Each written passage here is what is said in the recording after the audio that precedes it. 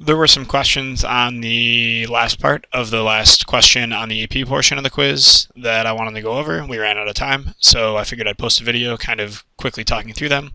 My microphone that goes towards the smartboard doesn't work, so I kind of have to talk over still pictures, so it's not going to be the best explanation, but better than nothing going into the weekend. So I think we are kind of okay with this first part, part A, the free body diagrams for the three situations. And where we ran into a little bit of trouble was determining the average acceleration of the rocket during the 2 seconds that the engine is firing. So to reread the question, and you can hit pause if you want to, so you can kind of reread the question. It says that gives you the mass of the model rocket, and it tells you that the engine provides an impulse of 20 newtons times seconds by firing for 2 seconds. And where I think a lot of the confusion came in was the difference between the net impulse on the rocket and the impulse provided by the engine. The net impulse by the rocket is affected by how much the rocket actually weighs, since that's going in the opposite direction as the force provided by the engine.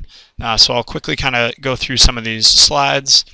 The free body diagram that we drew, and this was step one in our thinking process for this question, has the force of gravity acting downward on the rocket and the force of the engine acting upward on the rocket. And those two things are in opposite directions, so the force of the engine is going to be opposed by the force of gravity in terms of accelerating the rocket. Now, where I think some of the confusion came in was the definition for impulse. And some of this issue may have been my fault, and some of this issue may have been the book's fault. Reading back through the book, I opened a page. Let me grab my book quickly. Page stalling while I turn pages.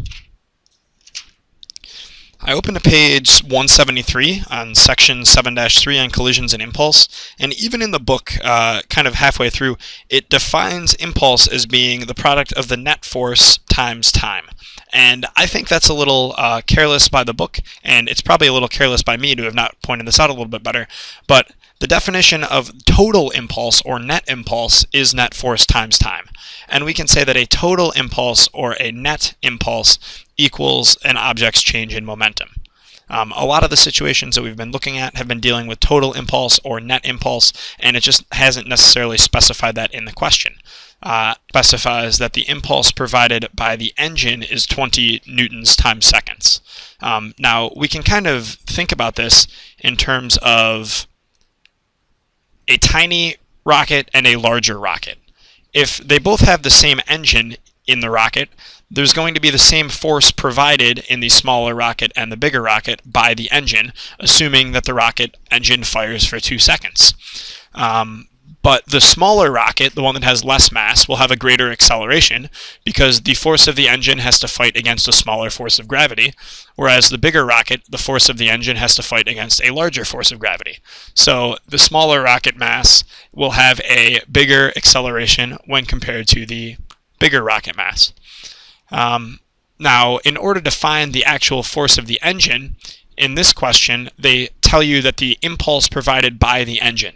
So not the total impulse, not the net impulse acting on this rocket, but the impulse provided by the engine, or in other words, how hard the rocket engine fires for how many seconds, is a value of 20 newtons times seconds. That value of 20 newtons times seconds equals the force that the engine gives off times 2 seconds. So from this, we can find that the force provided by the engine equals 10 newtons. Have I been spelling engine wrong this entire time?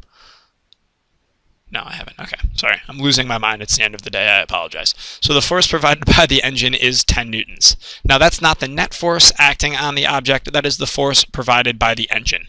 If the question told us that the net impulse was 20 newtons times seconds, then we would have been able to find the net force using this equation. But since it gave us the impulse provided by the engine, we were only able to find the force provided by the engine. So that is our next step of thinking. At that point, we can plug in our forces into our free body diagram and apply Newton's second law. We have a force of the engine of 10 newtons upward, and I approximated little g to be 10 meters per second squared, and I got a force of gravity of 2.5 newtons acting downward because of the size of the rocket. When I did this calculation, net force of 10 newtons minus 2.5 newtons divided by the mass of the rocket, I got an acceleration of 30.2 meters per second squared. So I think what the major issue that we ran into in this problem was the difference between net impulse and the impulse just by one force. So hopefully this kind of clarified that a little bit. And again, that's my fault if I led us astray on that, and that's the book's fault if the book led us astray on that.